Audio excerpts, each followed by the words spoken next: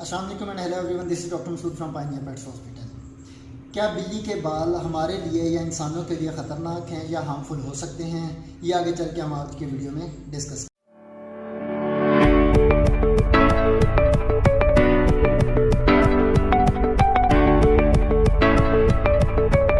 क्या बिल्ली के बाल हमारे लिए डेंजरस या हार्मफुल साबित हो सकते हैं? इसका अगर सिंपल आंसर देखें तो वो है नो, ऐसा कतई नहीं है। बिल्ली का बाल सम एक्सेप्शंस के अलावा, कुछ एक्सेप्शनल केसेस छोड़ के नॉर्मल कंडीशंस में अगर देखें तो बिल्ली का बाल बिल्कुल भी ह्यूमन साइड के लिए या किसी भी और एनिमल के लिए ऐसा हार्मफुल नहीं है। इस तरह की बहुत सारी मिथ्स लोगों के माइंड में होती हैं कि बिल्ली का बाल सांस में चला जाए, सांस की नाली में चला जाए तो ये प्रॉब्लम काज कर सकता है। बिल्ली घर में रखने से स्किन एलर्जीज़ के प्रॉब्लम होने शुरू हो जाते हैं, या अगर खुराक की नाली के ज़रिए इंजेस्ट हो जाए, स्टमक में चला जाए तो ये प्रॉब्लम हो जाता है। बिल्ली के बाल चाहे सांस की नाली में जाएं या खुराक की नाली में जाएं बिल्कुल भी ख़तरनाक नहीं है, अनटिल एंड अनलेस कि आप बहुत ज़्यादा कोई बंदा इंटेंशनली इनटेक कर लेता है तो ऑब्वियसली हम उसके लिए कहेंगे कि वो फिर हार्मफुल हो सकते हैं, क्योंकि ये बिल्ली के जो बाल हैं, कैट हेयर्स हैं, ये ख़ास किस्म के प्रोटीन से बने होते हैं जिसके स्टमक में इतनी ज़्यादा डाइजेशन नहीं होती। तो वो अल्टीमेटली क्या होगा कि अगर बहुत ज़्यादा इंजेस्ट हो जाएंगे तो वो स्टमक के अंदर इकट्ठे होते रहेंगे और अल्टीमेटली वो स्टमक को ब्लॉक कर सकते हैं। लेकिन नॉर्मल सर्कमस्टांसिस में रहते हुए अगर देखें, अगर आप इंटेंशनली उनको इंजेस्ट नहीं कर रहे, उनको इनटेक नहीं कर रहे, तो ये बिल्कुल भी ख़तरनाक नहीं हो सकते।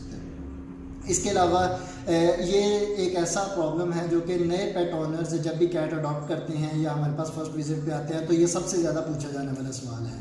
सबसे ज़्यादा लोग इस चीज़ के लिए परेशान होते हैं या पेट अडॉप्ट करने में हेजिटेट कर रहे होते हैं कि फ़लाँ ने कहा है कि बिल्ली के बाल इंजेस्ट हो जाए या सांस की नाली में चला जाए तो, या बिल्ली घर में रखने से फ़लाँ प्रॉब्लम हो जाता है, फ़लाँ प्रॉब्लम्स हो जाता है। तो ऐसा ये सारी की सारी मिथ्स हैं, ऐसा कतन दुरुस्त नहीं है।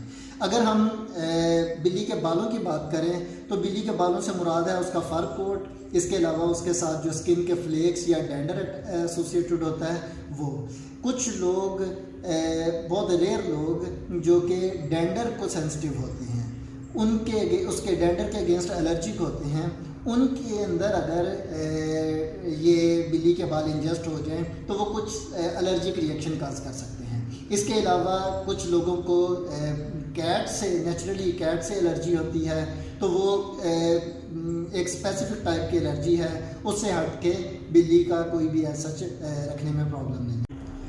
तीसरी और एक और बहुत अहम चीज़ जो कि एक अक्सर लोगों के दरमियान मिथ बनी हुई है कि प्रेग्नेंट फीमेल्स में अगर बिल्ली का बाल इंजेस्ट हो जाए तो उसकी वजह से कॉम्प्लिकेशंस, प्रेगनेंसी में कॉम्प्लिकेशंस डेवलप होना शुरू हो जाती हैं। तो ऐसा कतई नहीं है, ये भी एक बिल्कुल गलत है और मिथ बनी हुई है, इसमें कोई सच्चाई नहीं है। सिचुएशन वही है कि अगर खुदा न खास्ता आपकी कैट में कोई इन्फेक्शन नहीं है, कोई स्किन एलर्जी का प्रॉब्लम नहीं है, या लाइक कोई एक्स्ट्रा डेंडर वगैरह नहीं है बालों में, तो कैट के बालों से बिल्कुल भी कोई नुकसान नहीं हो सकता। तो अगर आपके पास कोई कैट है या आप नई कैट को अडॉप्ट करना चाह रहे हैं तो आप बेफिक्र होकर अपना पेट रख सकते हैं। कुछ एहतियाती तदाबीर होती हैं जो कि हम बाल गिरने से बचाने के लिए इस्तेमाल कर सकते हैं, जिसमें उनकी रेगुलर ग्रूमिंग करनी होती है, रेगुलर डेली बेसिस पे उसकी ब्रशिंग करते रहें।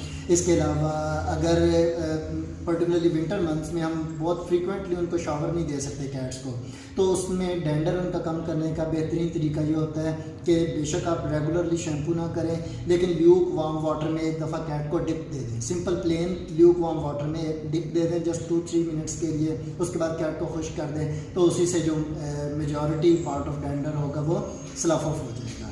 तो उम्मीद करते हैं आज की वीडियो आपके लिए इन्फॉर्मेटिव रही होगी और इस वीडियो के अख्ताम तक आप इस नतीजे पे पहुंच चुके होंगे कि कैट के जो बाल हैं वो हमारे लिए ख़तरनाक हो सकते हैं या नहीं। इंशाल्लाह जल्दी एक और वीडियो के साथ आपकी खिदमत में हाजिर होंगे, तब तक अपना ख्याल रखें। अल्लाह हाफ़िज़।